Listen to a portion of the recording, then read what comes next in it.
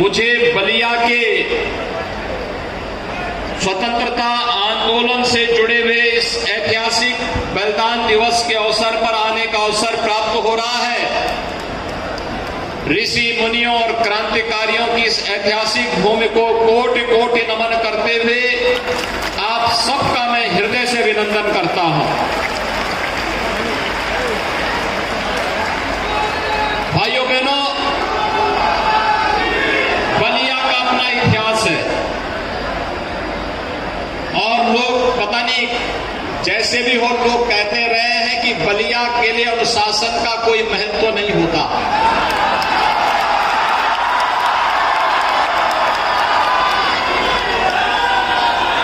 आजादी के बाद तो देश के विकास के लिए जिस अनुशासन की आवश्यकता होती है वो हमेशा बलिया ने दिखाया, लेकिन आजादी के पहले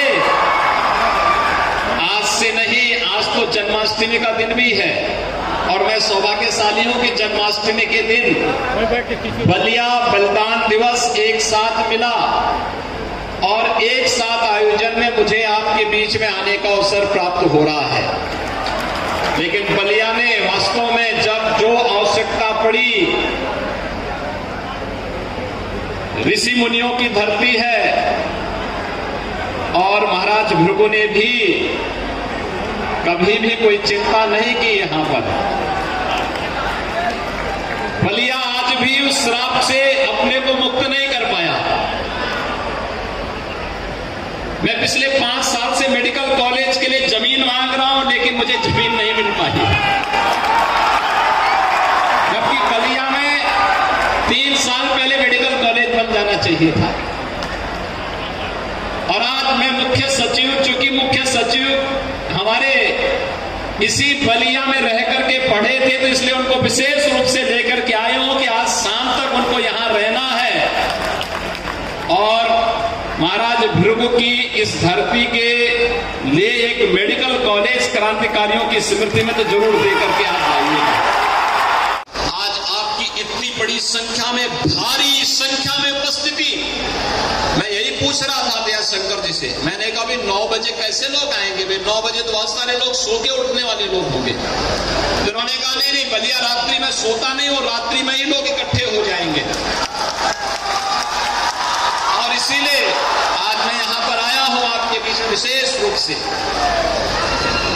यह आजादी का अमृत महोत्सव है, अच्छे आयोजन के साथ जुड़ना है, अच्छा कार्यक्रम बनाना है और विकास के बारे में सोचना है। आज आप देख रहे होंगे जितना 8 वर्ष में प्रधानमंत्री मोदी जी के नेतृत्व में गरीब कल्याणकारी और शासन की योजनाओं का लाभ बिना भेदभाव के समाज के प्रत्येक तबके को मिला, बिना भेदभाव के सबको शौचालय, हर गरीब को आवास, हर गरीब को राशन, हर गांव जिसमें आज तक बिजली नहीं पहुंची वहां बिजली पहुंचाने का काम करेंगे और इस दिशा में हम लोग बेहतरीन प्रयास करें। और मैं यहां पर चाहूंगा, आज हमारे मुख्य सचिव भी यहां पर आए हैं, वे जो कि बलिया में पढ़े हैं, तो बलिया के बारे में विशेष रूप से, बलिया जेल के बारे में, बलिया जेल को बलिया के बाहर कहीं स्थानांतरित करते हुए यहां पर एक भव्य स्मारक बने, मेडिकल कॉलेज के निर्माण के लिए कार्य योजना विस्तृत रूप से तैयार करते हुए कार्यक्रमों को आगे बढ़ाने की आवश्यकता है। बलिया की आवश्यकता की पूर्ति करने के लिए कार्यक्रम में आगे बढ़ाएंगे। परिवहन मंत्री आप ही के यहाँ के हैं इस समय तो, और परिवहन मंत्री इसीलिए बने हैं जिससे बलिया से लखनऊ की दूरी को निरंतर ये कम करते रहे। पूर्वांचल एक्सप्रेस वे का एक लिंक वे हम लोग यहां पर दे रहे हैं बलिया के लिए भी। जमीन अधिग्रहण की कार्रवाई चल रही है, ये काम भी तेजी के साथ होगा और बलिया को हम जोड़ेंगे, जिससे बलिया से 2 से 2.5 घंटे के अंदर ही आप लोग लखनऊ पहुंच जाए। 2 से 2.5 घंटे के अंदर।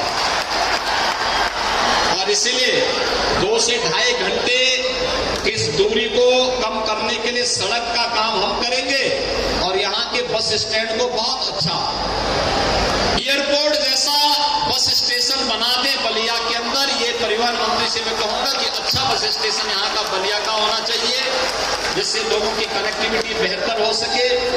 कुछ इलेक्ट्रिक बसेज भी यहाँ नगर के अंदर चलवाइए। बलिया इस नगर के दायरे को बढ़ाइए, लोगों को सुविधा मिलनी चाहिए।